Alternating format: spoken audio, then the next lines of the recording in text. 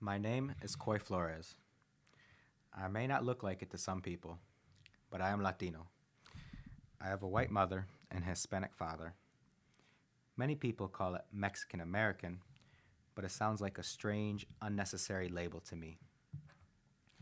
I think they created it in an effort to maintain one's nationality as American, while also respecting their family background. Except, I remember my dad questioning it one time. He didn't understand why some Americans have found it necessary to differentiate other non white communities in this way. It's almost like they're trying to appear to be better with this categorization. Why can't they just be called Americans? My dad asked me once.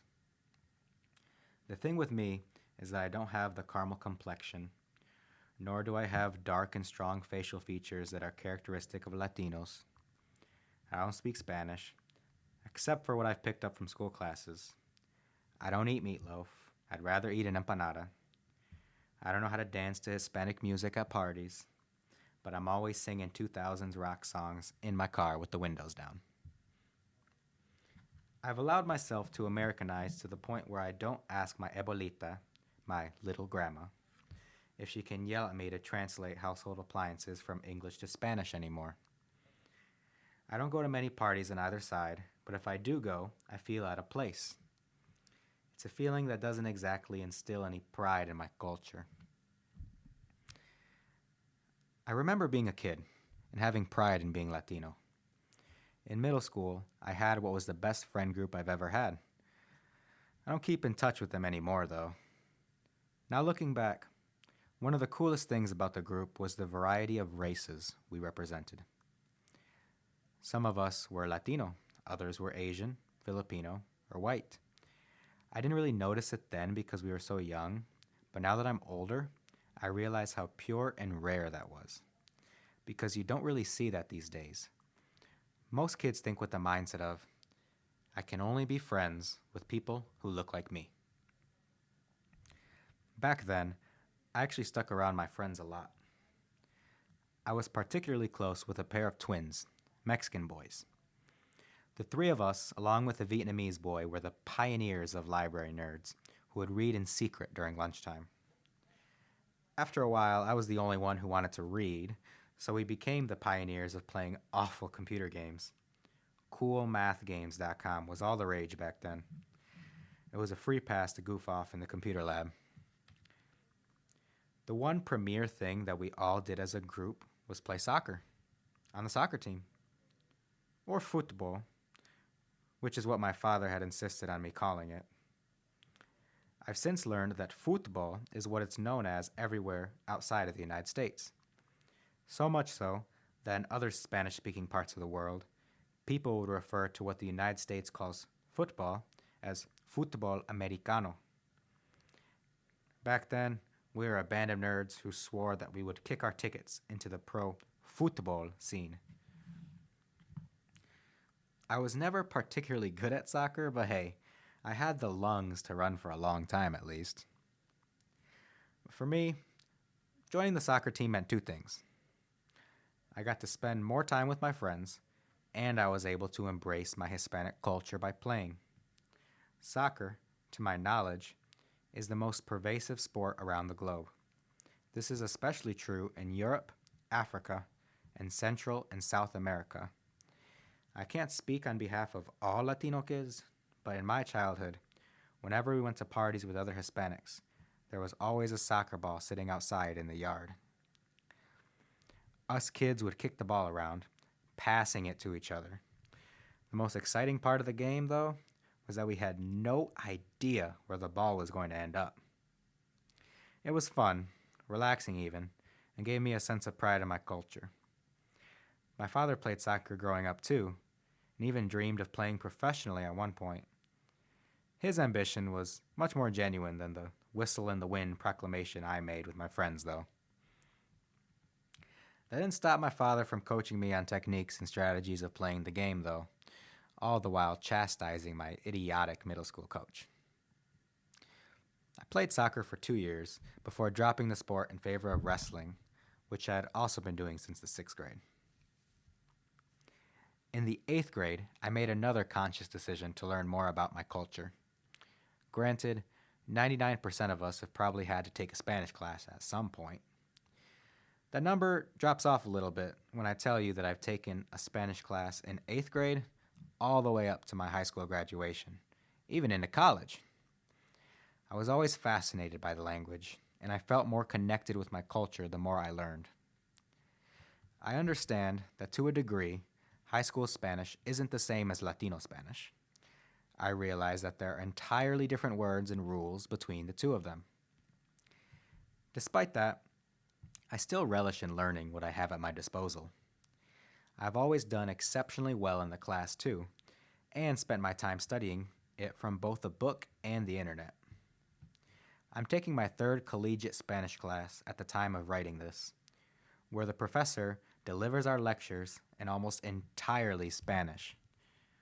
She even makes us ask questions in Spanish, which can be painful to both perform and watch at times. Truth be told, though, I actually welcome the challenge, as I feel it pushes me into a healthy grind to get better. One day, I want to talk to my abuelita in Spanish again. Hopefully more than just about household appliances. After all, immersion is probably the most effective way to naturally adapt to speaking a language. I want to try speaking it in front of other people too, but I'm still trying to get over the fear of being laughed at. Despite my reservations, I do try speaking the language with strangers, an opportunity that I've often had having grown up in an area with many Hispanic people. One of those times involved me taking an early trip to my local supermercado right as it was opening for the day. There was a line that was building up outside the entrance, and the owner was talking to his customers in front of it, making small talk with them. He hovered over me and asked me how my day was, in which I exchanged a few sentences with him in Spanish. He had greeted me in the language, so I took the opportunity to continue practicing it, instead of telling him, "No hablo español." Unfortunately, at one point he asked me something that I didn't understand. I'm not sure if it was due to me not knowing the words he used or if he was speaking too fast. I knew that I had taken a loss when he apologized to me in English.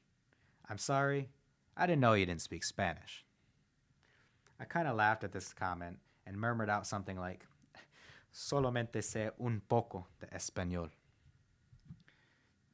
There have been a few other times where I've spoken a few sentences to strangers in Spanish, but all of those times either went smoothly or ended in a way that wasn't quite as abrupt or embarrassing as my supermercado experience was. My father obviously never taught me how to speak Spanish, and I asked him once why he never tried. "I just never had the patience to," he responded. That was the most I ever heard him say on the topic. I've also heard him telling other people the same reason, which legitimizes it. I can't be certain about this, but I have my own theory on another reason why he never tried teaching us kids. My dad moved to Texas from Mexico when he was very young, and he was able to learn both languages simultaneously by himself. I think he expects the same thing for his kids, which to a point I can see where he's coming from. My dad has always had the do-it-yourself mentality, a trait that I've tried to condition myself to, which brings me to my final topic. The final thing about my culture that really stuck with me from childhood was my father's adamance on the Latino work ethic. As kids, my siblings and I would help my father with a lot of home projects. We didn't really have a stable home until I became a freshman in high school.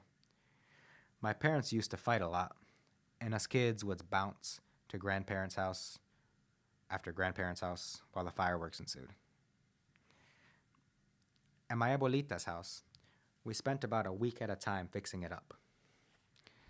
There was a couple of weeks one summer where we had to smash down every wall in every room in the house to put in new insulation and drywall. It was an itchy and messy process, one which became characterized by my father's encouragement to work like a Mexican. It might sound silly, but to me, working like a Mexican inspired me to work a little bit harder in every task that I do. It instills pride in me to this day as I recognize my Hispanic community as being some of the hardest working people around. I also identify my community with the drive to persevere against adversity and, for some, against minority restrictions and limitations as well. My father would push me to do more tasks to develop my ingenuity and work ethic. Painting, yard work, mechanical tasks, car tasks, cleaning. He would even coach me during wrestling season. Throughout all of this, I was establishing a mental resolve to work like a Mexican. It's not always easy growing up as a man in the middle of two different races. At times, it can feel very isolated and lonely. I can still say that I am proud of my background and I want to embrace it in any way that I can.